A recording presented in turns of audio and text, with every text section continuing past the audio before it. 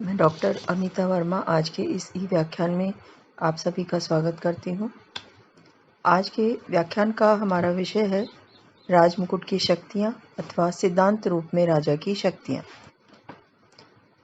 इससे पूर्व के व्याख्यान में हमने सम्राट एवं राजमुकुट के अंतर को समझने का प्रयास किया था और आज इस व्याख्यान में हम राजमुकुट की शक्तियों का अध्ययन करेंगे जो सैद्धांतिक रूप से सम्राट की शक्तियाँ भी हैं।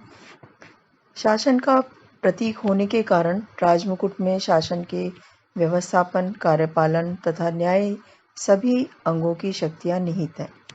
ये सब शक्तियाँ क्या हैं, इनको समझने से पूर्व इन शक्तियों के स्रोतों के संदर्भ में भी हम संक्षिप्त जानकारी ले लेते हैं। राजमुकुट की शक्तियों के स्रोतों में सबसे पहला स्रोत संसदीय कानून है। राजमुकुट की शक्तियों का सबसे प्रमुख स्रोत वे कानून हैं जिनके द्वारा समय समय पर संसद ने राजमुकुट की शक्तियों की परिभाषा की है, उनमें कटौती की है अथवा उन्हें सीमित या व्यापक बनाया है। राजमुकुट की शक्तियों का दूसरा मुख्य स्रोत राजकीय विशेषाधिकार है। जनतंत्र के उदय से पहले राजा की शक्तियों को विशेषाधिकार कहा जाता था। ये राजा को प्राप्त होते थे। जैसे संसदीय लोकतंत्र का विकास इंग्लैंड में हुआ, राजा के विशेषाधिकारों में परिवर्तन होता गया। संसद ने कभी राजा के विशेष अधिकारों में कटौती की अथवा कभी उनमें से कुछ को पूर्णतः समाप्त कर दिया, पर इसके होते हुए उसके कुछ विशेषाधिकार बच गए जो अब भी राजमुकुट के अधिकारी द्वारा प्रयोग में लाए जाते हैं। तो संसदीय लोकतंत्र के आधुनिक समय में विशेष अधिकारों में राजमुकुट के भी मौलिक व परंपरागत अधिकार व शक्तियां सम्मिलित हैं जो संसदीय व्यवस्थापन के चक्र से बच गए हैं और जिनका प्रयोग अब भी राजमुकुट के अधिकारी द्वारा किया जाता है। तीसरा मुख्य स्रोत है विशेषाधिकार एवं कानून का मिश्रण। राजमुकुट की कुछ शक्तियां ऐसी भी हैं जो प्रारंभ में विशेषाधिकार थीं पर जिन्हें बाद में संसद ने भी कानून बनाकर मान्यता प्रदान कर दी है। इस प्रकार इन शक्तियों का स्रोत कानून एवं विशेष अधिकार दोनों ही हैं। तो राजमुकुट की शक्तियों के प्रमुख सोर्सेस संसदीय कानून, राजकीय विशेषाधिकार, विशेषाधिकार एवं कानून का मिश्रण सभी हैं। प्रिय विद्यार्थियों, राजमुकुट की जो शक्तियां हैं इनका स्वरूप सदैव परिवर्तनशील रहा है और राजा की व्यक्तिगत शक्तियों में कटौती के साथ राजमुकुट की शक्तियों में लगातार वृद्धि होती रही है। राजा की व्यक्तिगत शक्तियों को कम करने में जनता के प्रयत्नों का भी बड़ा हाथ रहा है। उदाहरणार्थ, जनता के आंदोलन के फलस्वरूप मैग्ना कार्टा स्वीकृत हुआ, जिसके द्वारा राजा पर यह प्रतिबंध लगा दिया गया है कि वह कानून का उल्लंघन नहीं कर सकेगा। इसी प्रकार अधिकार याचिका पेटिशन ऑफ राइट्स के द्वारा राजा पर यह प्रतिबंध लगाया गया कि वह लोगों को मनमाने ढंग से जेल में बंद नहीं कर सकेगा और न संसद की स्वीकृति के बिना कोई कर लगा सकेगा। तो इस प्रकार राजा की शक्ति के क्षीण होने के साथ ही साथ राजमुकुट की शक्ति बढ़ती गई है। जो जो शक्तियां राजा से छीनी गई हैं वे जनता को प्राप्त होती गई हैं और उनका प्रयोग उसके प्रतिनिधियों द्वारा राजमुकुट के माध्यम से किया जाने लगा है। जैसा कि मैरियट ने कहा है, राजा की शक्ति कम हुई है तो राजमुकुट की शक्ति बढ़ी है। इस प्रकार राजमुकुट की शक्तियां सदा परिवर्तित होती रही हैं और राज्य के कार्यक्षेत्र में लगातार बढ़ती जा रही हैं।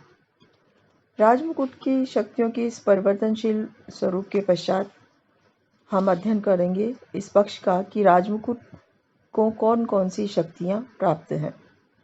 राजमुकुट को असीमित शक्तियां प्राप्त हैं। लोकतंत्रीकरण की प्रक्रिया में सम्राट की सभी सैद्धांतिक शक्तियां राजमुकुट को प्राप्त हो गई हैं और राजमुकुट की शक्तियों में कार्यपालन, व्यवस्थापन व न्यायपालन सभी से संबंधित शक्तियां आती हैं। सबसे पहले हम बात करते हैं कार्यपालन संबंधी शक्तियों की। राजमुकुट का संबंध मुख्यतः कार्यपालन से है। उसकी कार्यपालिका शक्तियों में प्रशासन से संबंधित, उपनिवेश एवं राष्ट्रमंडल से संबंधित और परराष्ट्र विभाग से संबंधित शक्तियां आती हैं। राजमुकुट की प्रशासन संबंधी जो शक्तियां हैं, उनमें सबसे पहली शक्ति है राष्ट्रीय कानूनों को क्रियान्वित करना। यह राजमुकुट का सबसे प्रमुख कार्य है। दूसरी महत्वपूर्ण शक्ति है कि राजमुकुट को उच्च कार्यपालन एवं प्रशासनिक अधिकारियों तथा न्यायाधीशों और सैनिक अधिकारियों की नियुक्ति करने का अधिकार है। तीसरी महत्वपूर्ण शक्ति है राजमुकुट को उच्च अधिकारियों को सेवा से मुक्त करने का अधिकार है। इसके साथ ही राजमुकुट देश के नैतिक प्रशासन का नियंत्रण एवं उसका संचालन करता है। राजमुकुट राष्ट्रीय कोष का नियंत्रण एवं उसका संचालन करता है। सेना की सर्वोच्च कमान भी राजमुकुट में ही निहित होती है और इसके साथ ही स्थानीय सरकारों के कार्यों की देखभाल एवं उसका नियंत्रण भी राजमुकुट ही करता है, क्योंकि इंग्लैंड में स्थानीय सरकार केंद्रीय सरकार के पूर्णतः अधीनस्थ होती है। तो इस तरह कार्यपालन के क्षेत्र में राजमुकुट की शक्तियां, उसके कार्य एवं उसके अधिकार बड़े महत्व के और व्यापक है। राजमुकुट को परराष्ट्र संबंधी जो महत्वपूर्ण शक्तियां प्राप्त हैं, उनमें सबसे प्रथम राजमुकुट विदेशों में राजदूतों की नियुक्ति करता है, स्वदेश में विदेशी राजदूतों की नियुक्ति की स्वीकृति देता है। यह अंतर्राष्ट्रीय सम्मेलनों में अपने प्रतिनिधि मंडलों को भेजता है। साथ ही राजमुकुट विदेशों में स्वदेश के प्रतिनिधियों को उनके कार्य एवं नीति के विषय में निर्देश भी भेजता है। राजमुकुट अन्य राष्ट्रों से वार्ता करता है, संधि करता है तथा युद्ध की घोषणा करता है। बजट पारित करने की अपनी शक्ति के द्वारा राजमुकुट के परराष्ट्र संबंधी ऐसे कार्यों पर संसद प्रभाव डाल सकती है, क्योंकि बिना आवश्यक धन के राजमुकुट परराष्ट्र संबंधी दायित्वों को पूरा नहीं कर सकता है। पर कानूनी रूप से राजमुकुट इस बात के लिए बाध्य नहीं है कि वह सब अंतर्राष्ट्रीय संधियों को संसद के समक्ष प्रस्तुत करके उसकी प्रत्यक्ष स्वीकृति प्राप्त करे। अनेक परराष्ट्र संधियां गोपनीय भी होती हैं। उन्हें राजमुकुट व्यापक हित की दृष्टि से भी संसद में नहीं रख सकता है। तो राजमुकुट को परराष्ट्र विभाग के संदर्भ में महत्वपूर्ण शक्तियां प्राप्त हैं और उसके दायित्व बहुत प्रमुख हैं। विविध कार्यों का संचालन उसके द्वारा किया जाता है। राजमुकुट को उपनिवेश और राष्ट्रमंडल के संबंध में भी शक्तियां प्राप्त हैं, यद्यपि इन शक्तियों का व्यावहारिक महत्व अब बहुत कम रह गया है। फिर भी परराष्ट्र संबंधी अपनी नीतियों का संचालन राजमुकुट के द्वारा इस संदर्भ में किया जाता है। राजमुकुट कतिपय उपनिवेशों के मंत्रिमंडल के परामर्श से वहां के सर्वोच्च शासकों की नियुक्ति करता है तथा वे शासक राजमुकुट के प्रतिनिधि कहलाते हैं। यद्यपि यह सब अब केवल औपचारिक है। जहां तक राष्ट्रमंडल का संबंध है, राजमुकुट का कार्य और भी औपचारिक है, क्योंकि भारत जैसे पूर्ण स्वतंत्र राज्य भी राष्ट्रमंडल के सदस्य हैं। राजमुकुट की दूसरी महत्वपूर्ण जो शक्ति है वो व्यवस्थापन संबंधी है। संसद राजा को कानून निर्माण का अधिकारी माना जाता है। किंग इन पार्लियामेंट, कानून निर्माण का कार्य किया जाता है, यानी संसद राजा सहित कानून बनाती है। जब कोई कानून बनता है तो उसकी घोषणा में ये कहा जाता है कि साधु जनों के अधिकार से तथा इस वर्तमान संसद में सम्मिलित लौकिक तथा आध्यात्मिक विशिष्ट जनों एवं सामान्य जनों के परामर्श एवं उसकी स्वीकृति से महामहिम महाराज द्वारा अमुक कानून का निर्माण हुआ है। संसद एवं व्यवस्थापन के संदर्भ में राजमुकुट को जो महत्वपूर्ण अधिकार प्राप्त हैं वो इस प्रकार है। सबसे पहले राजमुकुट को लोगों को लॉर्ड सभा का पीयर बनाने का अधिकार है। केवल वे ही लोग लॉर्ड सभा के सदस्य हो सकते हैं जो राजा द्वारा पीयर बनाए जाते हैं। इसके अतिरिक्त लोक सदन के निर्वाचन की तिथि की घोषणा भी राजमुकुट द्वारा ही की जाती है। व्यवस्थापन संबंधी दूसरी महत्वपूर्ण शक्ति राजमुकुट की है कि राजमुकुट लोक सदन का स्थगन एवं उसका विघटन कर सकता है। लॉर्ड सभा के विषय में उसे ऐसा अधिकार प्राप्त नहीं है, क्योंकि वह एक स्थायी संस्था है। तीसरी महत्वपूर्ण शक्ति व्यवस्थापन के संदर्भ में यह है कि विधेयकों के प्रस्तुत होने के संबंध में भी राजमुकुट का हाथ रहता है। सारे वित्त विधेयक केवल तभी प्रस्तुत किए जा सकते हैं जब उनके विषय में राजमुकुट द्वारा सिफारिश की गई हो। अगली महत्वपूर्ण शक्ति है व्यवस्थापन के संदर्भ में कि राजा की स्वीकृति प्राप्त होने से पूर्व कोई भी विधेयक कानून नहीं बन सकता। इसमें संदेह नहीं है कि राजा का विधेयकों को अंतिम स्वीकृति देने का अधिकार केवल औपचारिक है, फिर भी सिद्धांत रूप में यह विद्यमान है। विगत कुछ समय से व्यवस्थापन संबंधी एक अन्य प्रकार का अधिकार राजमुकुट को प्राप्त हो गया है। संसद संपूर्ण व्यवस्थापन कार्य स्वयं नहीं निपटा सकती। परिणाम स्वरूप उस अनेक विधेयकों के विषय में वह केवल मोटी रूपरेखा पारित कर देती है और सूक्ष्म बातों की पूर्ति वह राजमुकुट पर छोड़ देती है।